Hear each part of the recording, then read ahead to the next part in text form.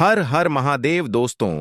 3 अगस्त 2025 सावन रविवार, दशमी तिथि के दिन 7 दूर्वा और एक चुटकी हल्दी से कर लेना, यह एक महा उपाय होगी। हर मनोकामना पूरी मिलेगी, सभी दोषों से मुक्ति, इतना धन आएगा कि संभाले नहीं संभलेगा। भगवान विष्णु और माता लक्ष्मी जी के आशीर्वाद से पूरे साल धन बरसता रहेगा। दोस्तों, जैसा कि आप सभी लोग जानते हैं कि 3 अगस्त को सावन रविवार दशमी तिथि पड़ रहा है, इसीलिए यह दिन बहुत ही खास है। क्योंकि देखिए दोस्तों, गुरु जी ने कहा है कि जब भी सावन रविवार दशमी तिथि पड़े तो आपको सिर्फ और सिर्फ 7 दूवां और एक चुटकी हल्दी वाला उपाय करना चाहिए। यह उपाय इतना खास है कि अगर आपने सही मुहूर्त पर सही क्रिया अनुसार 7 दूर्वा और एक चुटकी हल्दी वाला उपाय कर लिया, जो प्राचीन काल के समय का महा उपाय है, तो मान के चलिए दोस्तों, भगवान विष्णु और माता लक्ष्मी जी के आशीर्वाद से आपके जीवन का कितना ही बड़ा दुख हो, उससे आपको मुक्ति मिल जाएगी। आपकी कोई भी मनोकामना हो, मान लीजिए आप नौकरी की तैयारी कर रहे थे, आपकी नौकरी लग जाएगी। आपका बंद पड़ा व्यापार चल पड़ेगा। जिस बीमारी से आप बहुत दिनों से परेशान थे, उस बीमारी से आपको मुक्ति मिल जाएगी। आपके जीवन में धन आना शुरू हो जाएगा। आपके जीवन में धन आने के सारे रास्ते खुल जाएंगे। और मान के चलिए दोस्तों, फिर आपको किसी भी प्रकार की परेशानी का सामना नहीं करना पड़ेगा। इसीलिए दोस्तों, इस दिन आप लोगों को इस वाले उपाय को जरूर कर लेना है। भले ही आपने पूरे साल भर इस उपाय को ना किया हो, पर अगर आपने इस सावन रविवार दशमी तिथि के दिन अगर इस वाले उपाय को कर लिया, तो आपको इस उपाय को करने का वह फल मिलेगा जिसकी आपने कभी कल्पना भी नहीं करी होगी। इसीलिए आप लोग इस 7 दूर्वा और एक चुटकी हल्दी वाले उपाय को एक बार जरूर कर लेना, ताकि आप लोगों के हाथ से यह मौका ना जा सके और आपको इस उपाय को करने का फल मिल सके। दोस्तों, ये उपाय पंडित जी ने अपनी अभी की ही शिव महापुराण की कथा में बताया है, जो इस उपाय को आज हम आपको बहुत अच्छे से समझाने वाले हैं। इस वीडियो को देखने के बाद इस उपाय को समझने के लिए आपको कोई और वीडियो को देखने की जरूरत नहीं पड़ेगी। तो चलिए दोस्तों, उपाय को शुरू करते हैं। उससे पहले है भगवान विष्णु आपके इस वीडियो को जो भी लाइक और चैनल को सब्सक्राइब करें, उसके जीवन में कभी दुख दर्द मत आने देना। साथ ही साथ कमेंट बॉक्स में 5 बार जय श्री हरि जरूर लिखें, ताकि भगवान विष्णु और माता लक्ष्मी जी की कृपा आप सभी को प्राप्त हो सके। इसी के साथ मैं आप सभी को बता दूं कि आप लोग वीडियो को पूरा नहीं देखते हो, काट काट कर देखते हो और गलत गलत उपाय को कर लेते हो, तो आपसे निवेदन है कि वीडियो को पूरा जरूर देखें। देखिए दोस्तों, यह सावन रविवार दशमी तिथि का दिन यह इतना खास होता है, इतना महत्वपूर्ण होता है। देखा गया है कभी कभी बड़े बड़े पूजा पाठ अनुष्ठान से जो मनोकामना पूर्ण नहीं होते, वह सावन रविवार दशमी तिथि के दिन एक छोटे से उपाय करने से ही आपकी मनोकामना पूर्ण हो जाती है। और बहुत सारे लोगों ने इस उपाय को किया भी है और उनको इस उपाय को करने का फल भी जरूर मिला है। अगर आप लोग भी इस उपाय को करना चाहते हैं, तो आप इस उपाय को पहले अच्छे से समझ लेना, सुन लेना, उसके बाद करना। आपको इस उपाय का फल जरूर मिलेगा और इस उपाय को कर लेने से आपके घर में चाहे किसी भी प्रकार की दुख और समस्या क्यों ना चल रही हो, आपको उसका कारण भी नहीं पता है कि भाई यह समस्या किस कारण से चल रही है। उसका कुछ भी कारण हो सकता है, जैसे पितृदोष हो सकता है या किसी भी तरह का मंगल दोष भी हो सकता है। तो इस दिन आप लोगों को यह वाला उपाय कर लेना है। यह एक ऐसा उपाय है जिस उपाय को अगर किसी विशेष दिन पर किया जाए, तो भाई उस विशेष दिन का जो है वह तो हमें मिलता ही मिलता है। पर हमने उस दिन पर इस 7 दूर्वा और एक चुटकी हल्दी वाले उपाय को किया है, तो हमें उससे भी बड़ा फल मिलता है और फल बहुत जल्दी मिलता है, क्योंकि आप इस उपाय को बहुत ही बड़े और विशेष दिन पर कर रहे हो। तो चलिए अब उपाय के बारे में बात करते हैं, लेकिन उससे पहले आप लोगों को यह जानना आवश्यक है कि आखिर यह उपाय किस समय करना है, किसको करना है और कैसे करना है। तो चलिए हम आगे आपको वीडियो में एक एक करके बता देते हैं। तो दोस्तों, इस 7 दूर्वा और एक चुटकी हल्दी वाले उपाय को हमें इस सावन रविवार दशमी तिथि के दिन कैसे करना है, किसको करना है, किस समय करना है और कहां पर करना है, ये सारे सवालों के जवाब आपको इस वीडियो में मिल जाएंगे। और जो यह वीडियो देखेगा भाई, उसको 7 दूर्वा और एक चुटकी हल्दी वाला उपाय जरूर करना चाहिए, क्योंकि इस दिन शत्रुओं और किसी भी दोष, किसी भी बीमारी से मुक्ति पाने के लिए 7 दूर्वा और एक छुटकी हल्दी का बहुत ही बड़ा और विशेष महत्व होता है। और जब बात आ जाए 7 दूर्वा और एक छुटकी हल्दी की, तो यह सोने पर सुहागा वाली बात हो जाती है और यह एक बहुत ही बड़ा उपाय हो जाता है। अब दोस्तों, इस 7 दूर्वा और एक छुटकी हल्दी वाले उपाय को आखिर करना किसको है, सबसे पहले हम लोग वह बात जान लेते हैं। तो देखो, घर की जो बड़ी माताएं बहनें होती हैं, उन माताओं बहनों में से कोई भी एक बड़ी माता बहन इस वाले उपाय को कर सकती है। और दोस्तों, अगर आप चाहे तो अपने घर में से सभी सदस्यों को भी इस उपाय को करवा सकते हैं। अगर किसी व्यक्ति की खुद की कोई मनोकामना है, खुद की कोई दुख और परेशानी है जो कि वह अपने लिए ही करना चाहता है, इस वाले उपाय को तो वह खुद अपने लिए भी कर सकता है। बाकी अगर कोई घर में से ऐसा है जो कि अपने पूरे घर परिवार की सुख और शांति के लिए यह वाला उपाय करना चाहता है, तो भाई वह भी कर सकता है। उसमें भी कोई दिक्कत वाली बात नहीं है। कहने का मतलब यह है कि इस उपाय को हर एक सदस्य भी कर सकता है और पूरे घर परिवार के सदस्य के लिए घर की बड़ी माताओं बहनों में से कोई एक माता बहन भी कर सकती है। माताएं बहनें अगर घर में उपस्थित ना हो या वह यह वाला उपाय ना कर पा रही हो, तो फिर घर का कोई बड़ा सदस्य भी इस 7 दूर्वा और एक छुटकी हल्दी वाले उपाय को कर सकता है, चाहे फिर वह पुरुष ही क्यों ना हो। उसमें कोई भी दिक्कत वाली बात नहीं है। अब दोस्तों, 7 दूर्वा और एक छुटकी हल्दी वाले उपाय को हमें करना कहां पर है? देखो, इस उपाय को हमें मंदिर में ही करना है। बहुत सारे लोग प्रश्न करते हैं, हर एक उपाय को करते समय क्या हम इस उपाय को घर पर या मंदिर में कर सकते हैं? देखो, तो इस वाले उपाय को आप मंदिर पर करोगे तो अच्छा रहेगा। घर में नहीं करना है इस वाले उपाय को। उसके बाद में दोस्तों, जो अगला प्रश्न निकल कर आता है वह यह आता है इस उपाय को लेकर कि आखिर इस उपाय को हमें किस समय करना है, सुबह के समय करना है कि शाम के समय करना है? तो देखो, इस वाले उपाय को आप लोग सुबह के समय भी कर सकते हो और शाम के समय प्रदोष काल में भी कर सकते हो। अब अगर आप पूछो कि भाई साहब सबसे उत्तम समय कौन सा रहेगा इस 7 दूर्वा और एक छुटकी हल्दी वाले उपाय को करने का, तो हम आपसे बस यही कहेंगे कि इस उपाय को आप शाम के समय करेंगे तो ज्यादा बेहतर होगा, क्योंकि सावन रविवार दशमी तिथि का दिन है और इस दिन प्रदोष काल के बहुत महत्व होता है। बाकी अगर सुबह के समय भी करेंगे तो भी अच्छा होगा, उसमें कोई भी दिक्कत वाली बात नहीं है। तो अब दोस्तों, जो अगली सबसे बड़ी और महत्वपूर्ण बात आती है वह ये आती है कि सुबह अगर हम उपाय को करेंगे तो हमें कितने बजे से लेकर कितने बजे तक के बीच में करना है, और शाम के समय प्रदोष काल में करेंगे तो हमें कितने बजे से लेकर कितने बजे के बीच में करना है।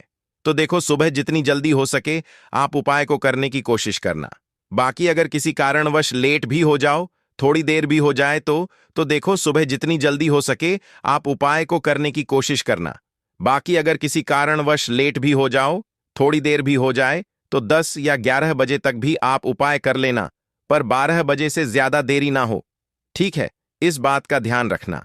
उसके बाद में दोस्तों, अगर शाम के समय प्रदोष काल की बात करें, प्रदोष काल का जो समय होता है वह शाम के 6 बजे से शुरू हो जाता है। मतलब शाम के 6 बजे से लेकर 7 बजे के बीच का जो समय होता है, यह समय प्रदोष काल का समय होता है। इस उपाय को 7 बजे या 8 बजे के बीच में भी कर सकते हो। मतलब शाम के 6 बजे से रात 8 बजे के बीच में आप कभी भी इस वाले उपाय को कर सकते हो। उसमें कोई भी दिक्कत वाली बात नहीं है। परंतु 3 अगस्त सावन रविवार दशमी तिथि के दिन कोशिश करना कि समय के अंतर्गत ही कर लो। किसी कारणवश ना कर पाओ तो थोड़ा देरी से भी कर सकते हो। तो चलिए अब हम अपने सबसे पहले उपाय की बात कर लेते हैं। तो इस उपाय को करने के लिए सुबह होने से पहले उठ जाना है। घड़ी मत देखना, जब नींद अपने आप टूट जाए वही समय ठीक होता है। सबसे पहले जमीन पर पैर रखने से पहले मन में बोलना है, आज जो करूंगा वह सिर्फ अपने भाग्य को ठीक करने के लिए करूंगा। फिर बिना किसी से बात किए सीधा रसोई में जाना है। कोई दरवाजा जोर से मत बंद करना, सब कुछ धीरे से करना है। वहां हल्दी का डिब्बा ढूंढना है, जो सबसे कम इस्तेमाल होता है वही असली होता है।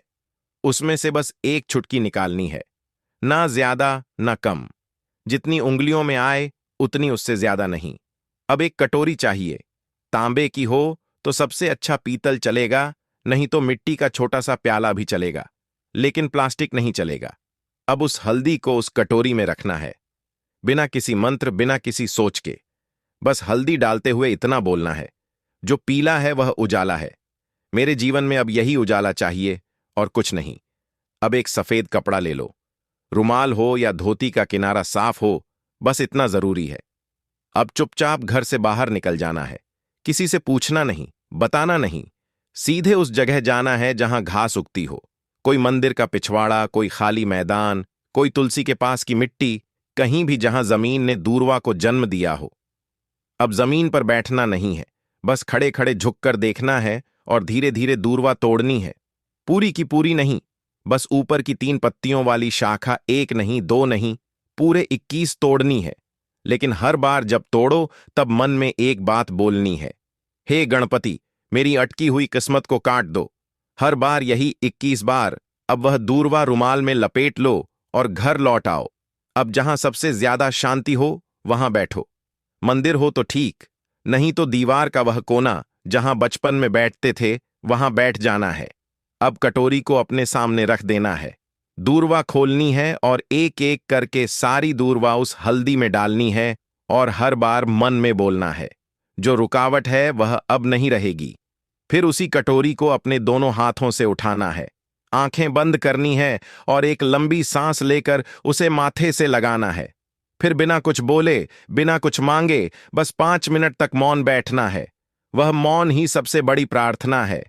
अब उसी कटोरी में थोड़ा सा शुद्ध जल डालना है।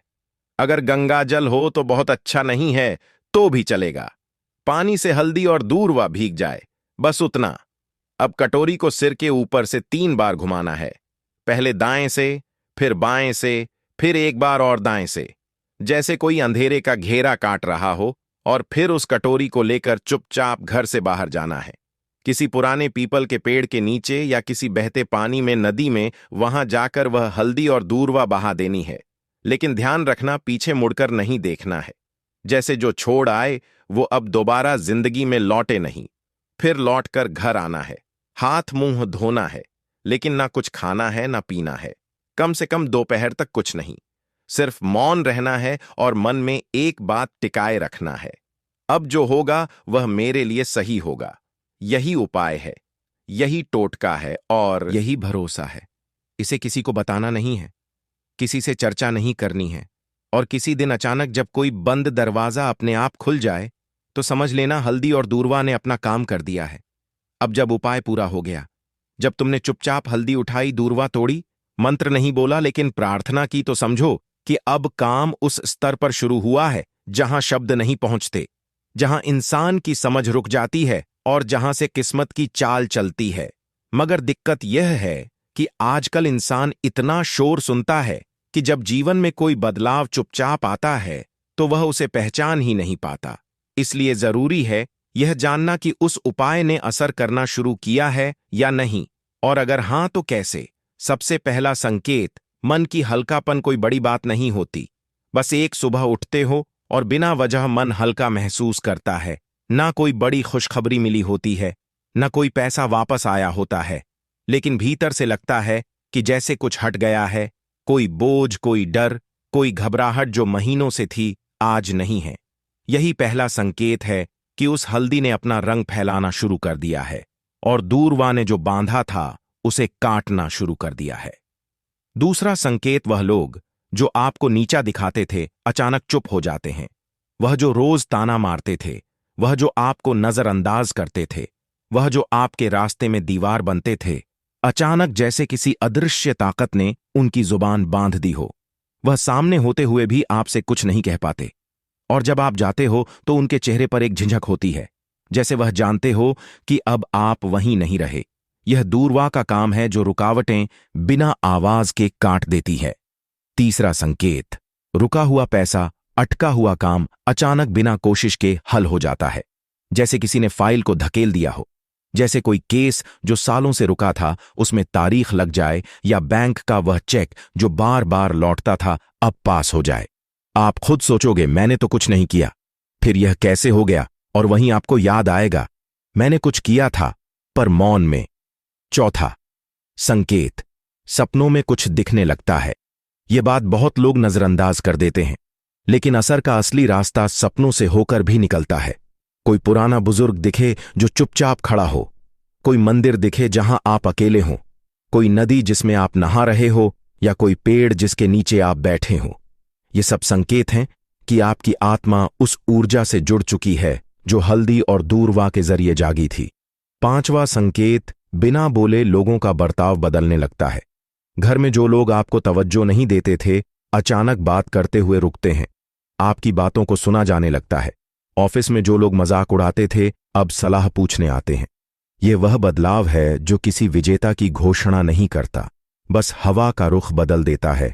और सबसे गहरा संकेत, आपको कोई नया रास्ता दिखता है जो पहले कभी दिखा ही नहीं था। हो सकता है कि अचानक कोई नया काम हाथ लगे, कोई पुराना हुनर याद आए, कोई दोस्त पुराना फोन करे और नई बात कहे, या फिर अंदर से कोई आवाज आए, अब यह काम बंद करो और यह शुरू करो। यही सबसे मजबूत इशारा होता है कि हल्दी और दूरवा का टोटका सिर्फ बाहर नहीं, भीतर भी असर कर रहा है। लेकिन साथ ही साथ कुछ बातें और जान लो।